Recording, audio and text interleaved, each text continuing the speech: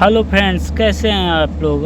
आज हम चालू करने जा रहे हैं class 9th unit 3 very most important question. पूरा क्वेश्चन यहीं से आएगा, एक बार आप लोग समझिए, आपको कभी भूलेगा ही नहीं। पूरा क्वेश्चन यहीं से छपेगा, जितना भी क्वेश्चन आएगा यहीं से छपे, आप लोगों को कुछ भूलेगा भी नहीं। आप लोग समझिए करना क्या है। हमको देता है दो चर वाला रैखिक समीकरण, वहाँ हमसे पूछता है चतुर्थांश। क्या पूछता है? चतुर्थांश। तो हम बोलते हैं एक्स अक्ष होता है। क्या? एक्स अक्ष। ऊपर वाले क्या बोल देते हैं? बाई अक्ष। क्या बोल देते हैं? बाई अक्ष। इधर वाले को डैश लगा दो, इधर वाले को डैश लगा दो, ठीक है ना। अब जो भी एक्स अक्ष में मान होगा वो पॉजिटिव रहेगा। क्या? पॉजिटिव में रहेगा। जो बाई अक्ष में रहेगा वो भी धनात्मक ही रहेगा, धनात्मक। लेकिन एक्स डैश का मान हरदम माइनस में रहेगा, हरदम माइनस में। बाई डैश का मान भी हरदम कैसा रहेगा? माइनस में रहेगा, माइनस में रहेगा। अब देखिए, जो एक्स और वाई मिलता है, तो पहले आप ABCD में पढ़ते हैं तो पहले एक्स आता है, फिर वाई आता है, फिर जेड आता है। तो पहले एक्स ही लिखा रहेगा, फिर कॉमा लगा के वाई। तो अगर दोनों मान पॉजिटिव हैं, दोनों में कहीं भी माइनस का चिन्ह लगा है? बताओ, लगा है? देखो, कहीं लगा? नहीं लगा ना। तो कौन सा चतुर्थांश कहला जाएगा? प्रथम चतुर्थांश कहला जाएगा। कौन सा कहला जाएगा? प्रथम चतुर्थांश कहला जाएगा। कौन सा? पहला चतुर्थांश। अगर जैसे वो लिख के देगा 2 3, क्या लिख के दिया? 2 3, कहीं भी माइनस लगा है? नहीं लगा ना। तो पहला चतुर्थांश, प्रथम चतुर्थांश कहलाएगा। अगर दोनों में माइनस नहीं लगा है, कहीं भी माइनस नहीं लगा है, तो पहला चतुर्थांश कहलाएगा। अगर वो दोनों में माइनस, एक्स वाई तो उसी तरह लिखा रहेगा, पहले एक्स फिर वाई। अगर दोनों में माइनस लगा दिया, जैसे यहाँ दोनों में माइनस लगा दिया ना, तो कौन सा कहलाएगा? तृतीय चतुर्थांश। कौन सा? तीसरा चतुर्थांश कहलाएगा। अगर दोनों में माइनस लगाएगा तो तीसरा, दोनों में माइनस नहीं लगाएगा तो पहला। जैसे लिख देगा -2 -3, देखो दोनों में माइनस लिख दिया ना, -2 -3, तो कौन सा हो जाएगा? तीसरा, ठीक है ना। अगर दूसरा पता करना तो कैसे करेंगे? दूसरे में पहले में माइनस लगाएगा और दूसरे में नहीं, मतलब एक्स डैश आएगा पहले, फिर वाई आएगा। दूसरे में एक्स डैश आता है फिर वाई, तो एक्स डैश का मान माइनस में होता है और वाई का मान पॉजिटिव होता है। तो ये कौन सा हो जाएगा? दूसरा चतुर्थांश। कौन सा चतुर्थांश? दूसरा चतुर्थांश। कैसे लिखेगा? जैसे -2 3, क्या लिख देगा? मतलब आगे वाले में माइनस लगाएगा, एक्स के मान में माइनस लगाएगा और वाई के मान में माइनस नहीं लगाएगा। क्या बोले हैं? एक्स के मान में माइनस लगाएगा, वाई के मान में माइनस नहीं लगाएगा, ठीक है ना। एक्स के मान में माइनस लगाएगा, वाई के मान में माइनस नहीं लगाएगा, ठीक है। अगर तो दूसरा चतुर्थांश हो गया। अगर एक्स में माइनस ना लगा के वाई में लगा दिया, एक्स में ना लगा के वाई में लगा दिया, एक्स में माइनस ना लगा के वाई में लगा दिया, तो कौन सा कहलाया जाएगा? चौथा।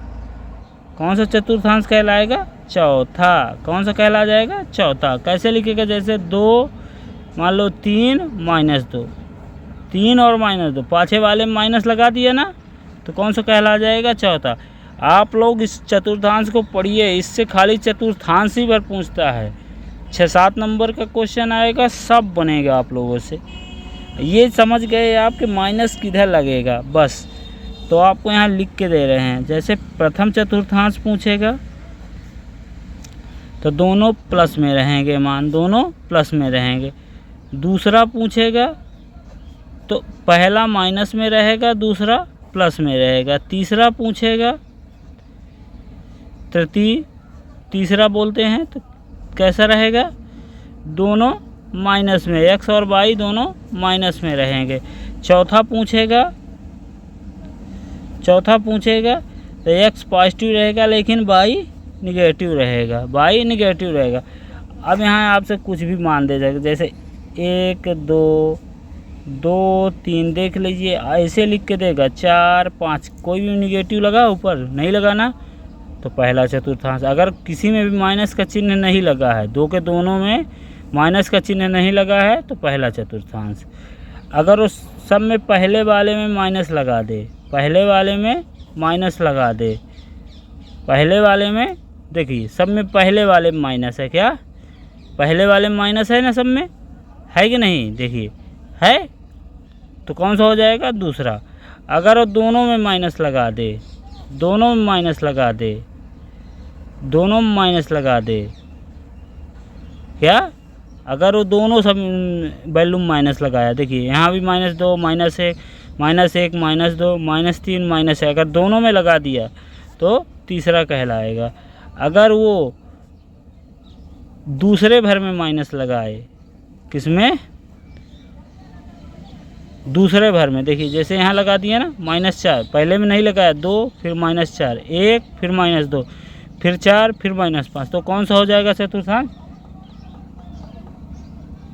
चौथा चतुर्थांश हो जाएगा। क्या हो जाएगा, चौथा चतुर्थांश। एक क्वेश्चन बनता है मूल बिंदु के निर्देशांक, क्या मूल बिंदु के निर्देशांक, मूल बिंदु के निर्देशांक हरदम याद रखिएगा 0 ही 0 रहेगा। क्या मूल बिंदु के निर्देशांक क्या रहेगा, x का मान भी 0 रहेगा और y का मान भी 0 रहेगा। क्या रहेगा, x का मान भी 0 रहेगा, y का मान भी 0 रहेगा। क्या रहेगा, x का मान भी 0 रहेगा, y का मान भी 0 रहेगा, ठीक है ना, दोनों 0 रहेंगे, ठीक है।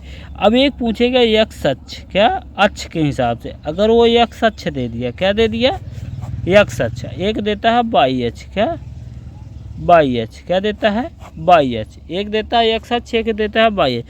अगर वो x अक्ष के बिंदु पूछेगा, x अक्ष में x रहता है y नहीं रहता, क्या x अक्ष रहता है y नहीं रहता, x अक्ष रहता, x अक्ष बोलेगा तो x अक्ष रहेगा लेकिन y नहीं रहेगा, x अक्ष बोलेगा तो x रहेगा y नहीं रहेगा। जैसे कोई भी मान लिख देगा 2 0 3 0, देखिए x है y का मान 0 है, x है y का मान 0, अगर y दे पूछ लिया तो x 0 हो जाएगा और y रहेगा, जस्ट उल्टा। अगर y का पूछेगा तो x 0 होगा y रहेगा, जैसे 0 2, देखिए x को 0 कर दिए, y को है 0 4, x 0 है लेकिन y है, ठीक है ना। इस चीज़ को दिमाग में धरिए, 6 से 7 नंबर बनेगा, यहीं से बनेगा और कुछ नहीं, जितना पढ़ाए हैं यही आएगा, ठीक। अपने दोस्तों के पास भी भेजिए, ऐसे वीडियो पाने के लिए आपको पूरे इम्पोर्टेंट क्वेश्चन सब आपको बताएंगे इसमें, ठीक है ना।